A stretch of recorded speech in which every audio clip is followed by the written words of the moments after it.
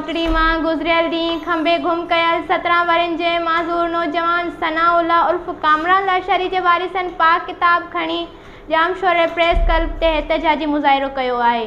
17 सालन जो माज़ूर नौजवान कामरान लाशारी के 2 ॾींहं अग घर ॿाहिरां नामालूम वीगो सवार खणी विया हुआ। वारिसन गुलाम सरवर लाशारी, सुभान खातू ऐं ॿियनि MNN TV न्यूज़ सां वीचार वंडींदे चयो, पूरा गरीब आहे वीचारो, कंहिं पार्टी में ना आहे, कंहिं में भी ना आहे, कंहिं महिल टोपियूं खपाईंदो आहे। पोइ लाशारी कामरान कंदा था सनाला लाशारी असांजो माज़ूर आहे वीचारो, सर्टिफिकेट उहो सनाला लाशारी उहो गरीब आहे मिसकीन वीचारो, टोपियूं खपाईंदो, दिमाग़ जो बि तवाज़ीन आहे वीचारे खे, अधरंग आहे, पोलियो जी हुयसि, उनखे क्या बि कंहिं पार्टी में बि ना आहे वीचारे खे, बीमार आहे तवाज़ीन आहे।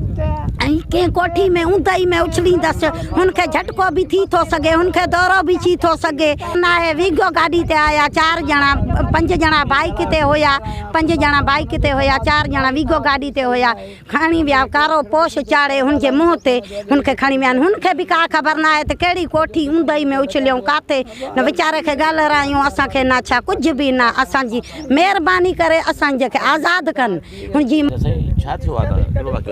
मुझो पुट सनाला उर्फ कामरान लाशारी माज़ूर माण्हू आहे, शिनाख्ती कार्ड माज़ूरी आहे, सर्टिफिकेट आहे। शाम जो 3 ॾाड़ो शाम जो ॿाहिरि निकितो, जीअं त हिकिड़ो गाॾी आई, विगो गाॾी आई, इनमें 4 हथियारबंद हुया, असांखे हिन बाइकुनि ते हुया, हिनखे खंबे खणी विया आहिनि। त अॼु ताईं असां सां कंहिं राब्तो न कयो आहे, अॼु ताईं असां परेशान आहियूं। वालदेन मां शुगर जो, ब्लड प्रेशर, अधरंग जो मरीज़ आहियां। ख़ुदा करण असां मथे अपील था कयूं, असां सां इंसाफ़ कयो वञे।